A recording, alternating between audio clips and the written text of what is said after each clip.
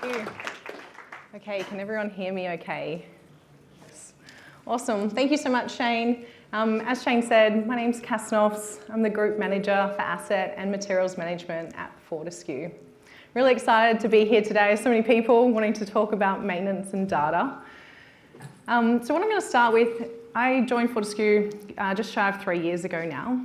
And in that time, I've been incredibly privileged to be a part of, I guess, getting towards our mission. One, to reach real zero and decarbonise the Pilbara, but also to become a global leader in green energy and technology. So when you think about maintenance and data, it's kind of those two missions converging together. Look, what I'll say about our real zero mission, it is definitely not easy. It's actually quite bold. And what it does, it really challenges us to think about the way we operate across every single domain in operations, including maintenance. Now, if we really want to reach our real zero goal by 2030, we need to think differently and we need to change rapidly. And for maintenance, that means we need to really be honest about one thing. There's a whole bunch of technology, apps and systems that exist, but technology alone will not transform maintenance. Without quality data that's feeding into those systems and tools, transformation in maintenance is near impossible. So I'm here today to kind of share some of my perspectives of what I've seen through the industry, of what are the critical levers we really do need to pull to enable us to transform at scale and at pace. Okay. I'm going to start with a little bit of a story. Who here likes to online shop? A few lazy people like me, yeah? So the other day I was sitting on my couch trying to buy a pair of red shorts online. So I opened up an app and I went to the women's clothing section and there was 10,724 items. Oh dear. So I thought, don't worry, I'm just going to filter this. So I put in shorts, I put in the colour and I put in size. And what came out was 2,172 items.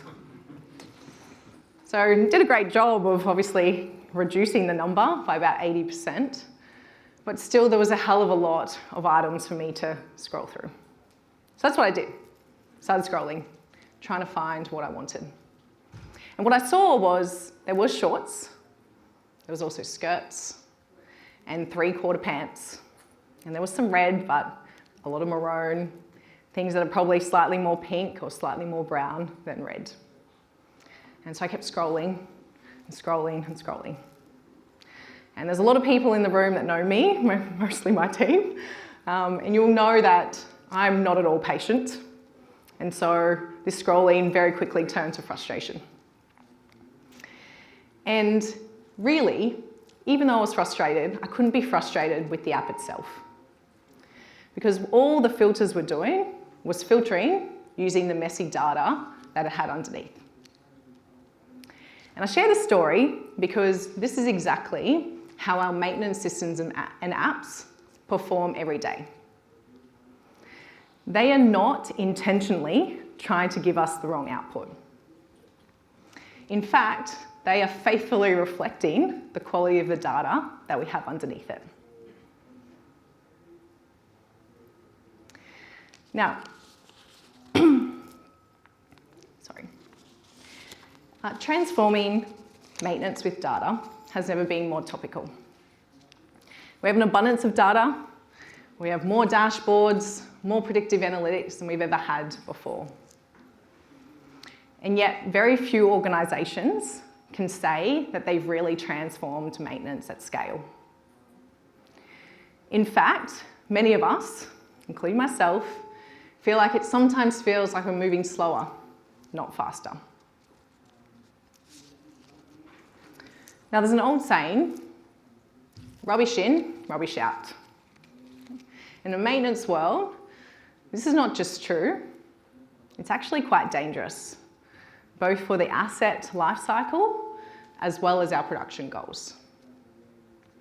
Because if we have an app or system that doesn't give us the right outputs we need, what happens? Well, we start to second guess. And then we build human in the loop interference. Trust erodes and we stop using it altogether. And alas, our transformation stalls. If we really want to transform maintenance at pace,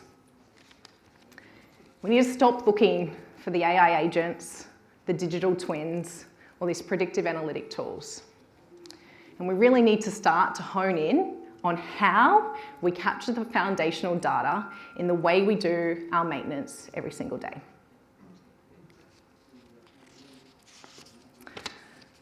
Okay, so work management is how we see data translate through maintenance. We identify work, we plan and schedule, we execute and complete, we analyze it, and then we start again. Seems pretty simple, right? Yeah. Why then is it so incredibly hard for us to capture quality data?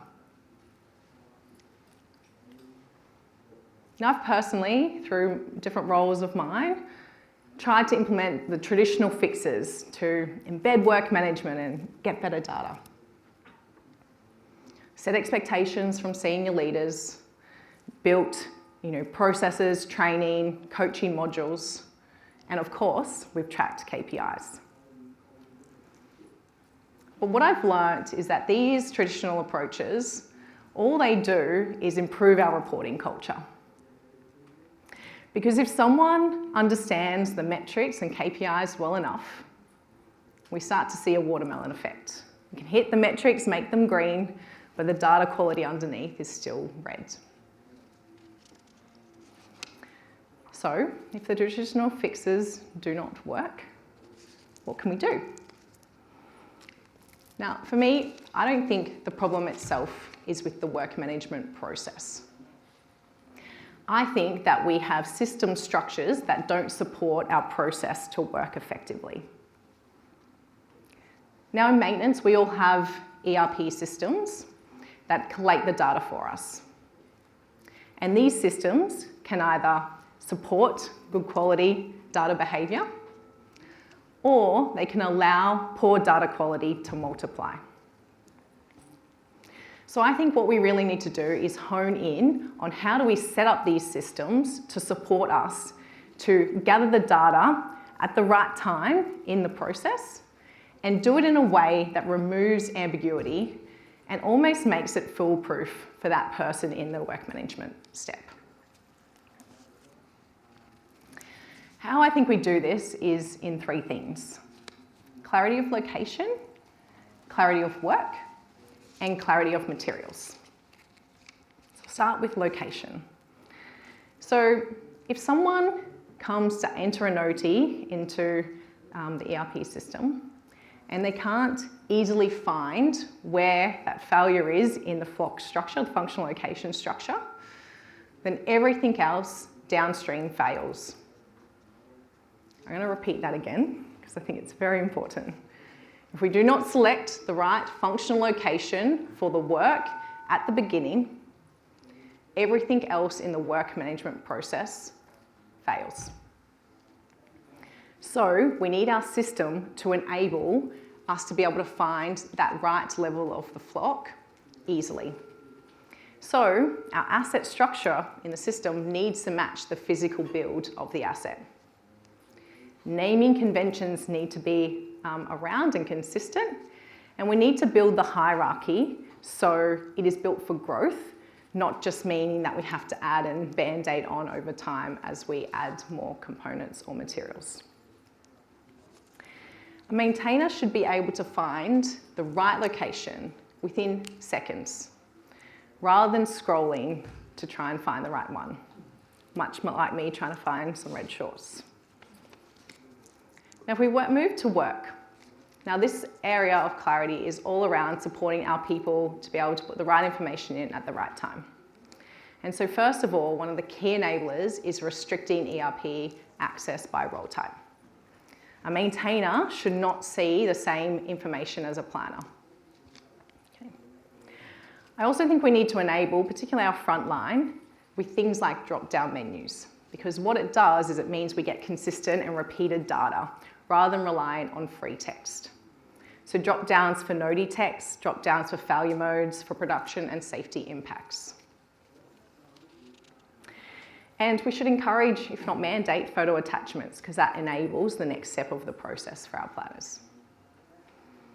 In a planning perspective, asset criticality is important, so then they know how to prioritise the work.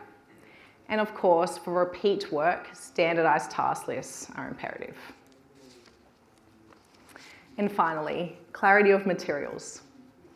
So if our material master data is inconsistent, incomplete, or not attached to anything, we can't automate. We absolutely need material master data to have things like OEM information, correct weights and DIMs, and of course be linked to something. So it needs to be linked to either an asset, a flock location, or work, so a task list. Now, if we get all those things right, that's great, but there is one more important thing. Many organisations attempt to clean up their historical data while they're allowing to let more poor quality data come in. And for me, that's like trying to mop the floor while the tap is still running. So the most important thing here is that we need to also create a guardrail at point of entry. And you can do this simply through a custom overlay on your ERP system that actually takes the inputs and validates in real time and makes sure that what we're putting in aligns to the standard that we've now created. So using the same drop-downs, allowing us to select production, safety impacts, free text, failure modes, and allowing to attach photos. Okay. I think for me, the reason why we do this is we reduce the data variation. We obviously protect our cleanup activities.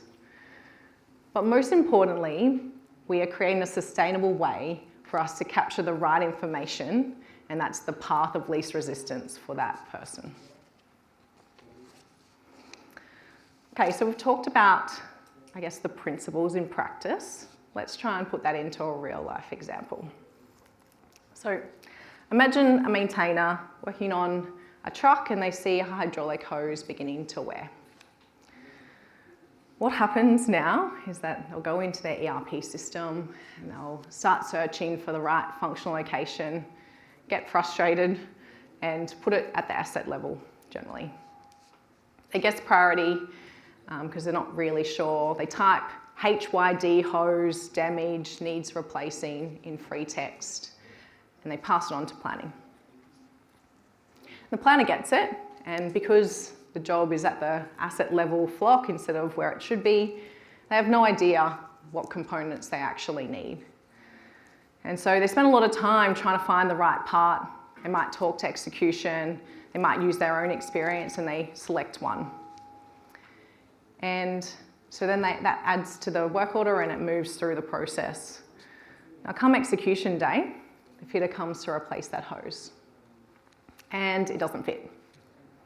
And so what happens, a whole bunch of teams start to scramble because we now need to find the right part, we need to order it, we need to get it through the supply chain, generally on a hot shot, and get it to our maintainers. The job's done, obviously with much of a delay, but it's time confirmed for the hours that is on the planned work. So there's no understanding of the delay that has happened through that work management process. Fast forward 6 months, we have a reliability team that are trying to understand how to improve the fleet. And they're trying to look for, failure mode analysis, being able to trend stuff, and they just can't because the data is at all different levels of the flock structure. It's not consistent, there's no notes, and so we can't actually drive any improvements. But now if we apply our redesign principles that we talked about, so role-restricted ERP access, consistent naming conventions for asset hierarchy and materials, materials linked to work or assets, then it's a different world. And we'll say the same example, that same maintainer finds the same hydraulic hose beginning to wear. Now what they do is they pull up the functional layer that's over the top of the ERP system, and they're able to find the flock in seconds. They use their drop-down menus to select NODI short text, the production and safety impacts, and the failure mode. Pass it to planners. Now, because the work order has now been raised at the right functional location, the planner has components as well as a standard task list, because it's a repeated job, available for them to select from.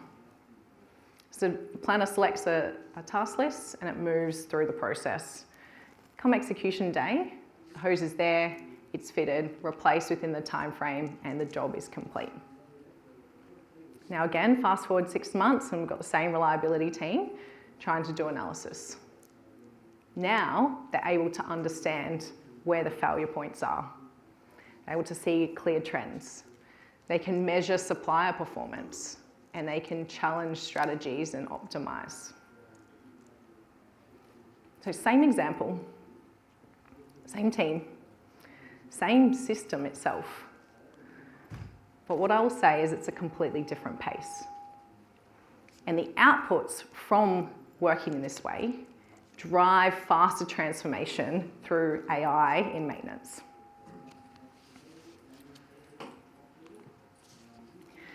So the improvement didn't come from more training or driving performance harder through our KPIs. It came from changing the way that we capture foundational data at the beginning of the process. So we capture better data by setting standard, making sure anything new coming in aligns, and then we go about fixing the old. This is the journey we're on at Fortescue right now, trying to build that custom layer to enable us to go about cleaning the old data. Now, all of a sudden, maintenance data becomes super useful, and there's endless possibilities.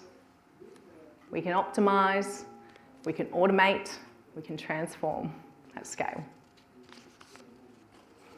Think about things like voice-to-text notifications, taking a picture and being able to link that to the right flock structure, being able to auto-suggest or apply task lists to work, and even planning and scheduling using an agent.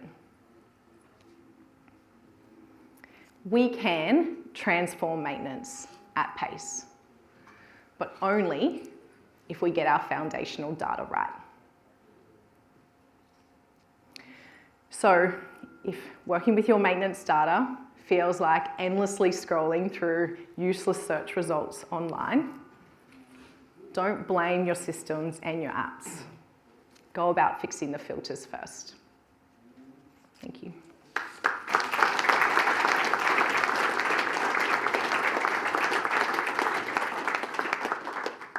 Fantastic. Thank you very much, Kass. That was insightful. I'm sure we've all been there. I'm sure the stories, the anecdote of mopping the floor with the tap running really resonates with a lot of us as a former maintenance engineer. I get that. Huge crowd. Plenty of time for questions. Is anyone brave enough to start us off? Any questions for Kass? Yes, first up. Kass, how do you ensure, I can see how the process reduces the variability in your data. How do you assess that what is selected is correct, especially when you're at the stage where there are potentially a number of options? That, you know, the reality is when an asset first fails, the people who raise it see an operational impact, but they have no way of knowing what the failure mode is, and therefore at the end of the day, what that final flock position should be for the end result. How do you make sure that although this is simplifying your analytics and allowing you to transform, that you're actually transforming the correct, using the correct data? So how do you make sure that it's not just codified and uncodifiable, but it's correct? Yeah, I think that's a really great question. And nice to see you, Joe, by the way. So look, I think there's a couple of things that we absolutely have to do. We need the simplification so then it is quite standard in the way, the data that we're looking at. And then we need to do some validation. And my view is we don't actually necessarily need people to do that. We can actually train an agent to use that. But without data that is a little bit consistent to enable us to do that, it's really quite impossible. So I think this is your first step. But definitely, I think there's got to be some sort of validation there to go, okay, well, we've captured this and this, it's in a consistent way, but have they selected the right one? And I think that's where you kind of track through in the analysis phase. So that plan would be then to go back and change? Potentially, yeah. In your original data? Yeah, exactly. And, what we would love to see is that we actually use our tools and systems that exist to enable us to do that without someone going line by line, for example, themselves. Yeah. Thanks. With that in mind, Kass, what's your view and advice for the audience on the option of other in these drop-down menus? You can see my face, right? Yes. I think that, the reason why I say drop-downs is that, it creates a bit of standard, but there is a risk that everyone chooses the first one, right? So I think Joe's point is very relevant in that we need to go and validate.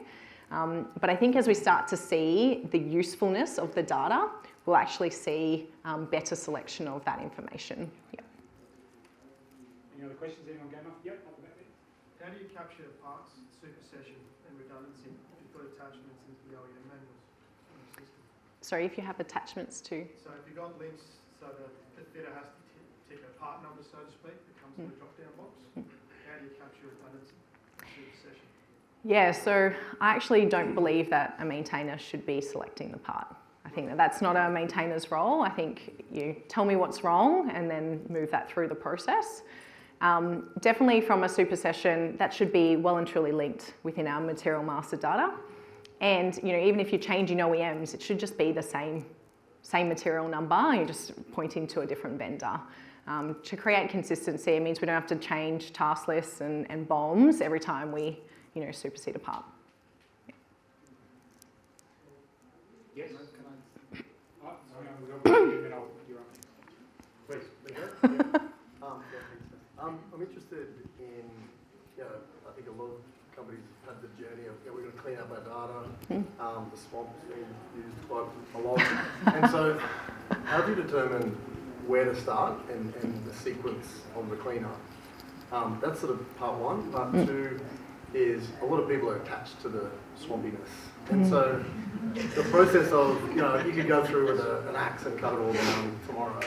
And how would you approach the attachment to the dirty data that people have? Yeah, great question. So the first one was around, Order and sequence. Yes. For the cleaning. Yes, order and sequence. So for me, I don't have the answer. It's definitely not with me. I just have the vision. So I think the guardrail is absolutely the number one, and that's what we're working on right now. And then I have a team of very intelligent data people who are working through that solution around what is the right order to kind of tackle and clean up. And it's going to take us time, right? I think 18 to 24 months is the likely time to us to clean up, particularly because at Fortescue we have every site is structured a little bit different. And so it can't just be we do it once and we do it for everyone. But I think they'll find the right way to go over time. Sorry, I don't have that answer. I have a view that it's probably you start with your flocks and then you work down. But yes, I'll leave it with the team to work out the right approach. And then your second part of your question, sorry. It's more around once you've done the cleanup. Change. The change. Yes. I think change management is really critical. I think we need to be able to articulate what the change, like why is it valuable for each person in that process. So why is it valuable for the maintainer? Why is it valuable for the planner, et cetera, et cetera? Because I get that people are attached, but it's more because I don't want to change the way that I work. But if you create it where it's really actually makes their life simpler, then I think the change naturally happens over time too. But we need to be able to point those things out. Hi, Kass. Yeah, sorry, getting back to the points of hydraulic hoses. Yes. When you look at our structures now, say for our trucks, we don't go to that, we don't have that level of granularity for each of the hoses. Because if you can imagine, and it goes back to your analogy about scrolling, if we were adding every single hydraulic hose into a function location, you would be scrolling forever, and it would probably make it even harder to actually identify the actual hose that you're looking for.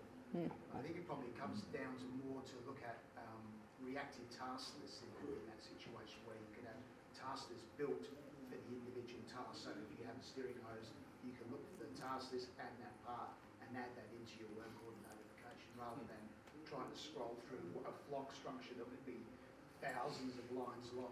Yeah. If you try to put the hoses in. Yeah, definitely. I don't think that we structure the flocks where it goes all the way down, but to your point, it could be a hose and steering section of the truck, could be somewhere else. So I think it's being able to identify which location in the truck it is, and then that's where your components are attached, rather than all the hoses in one location, for example.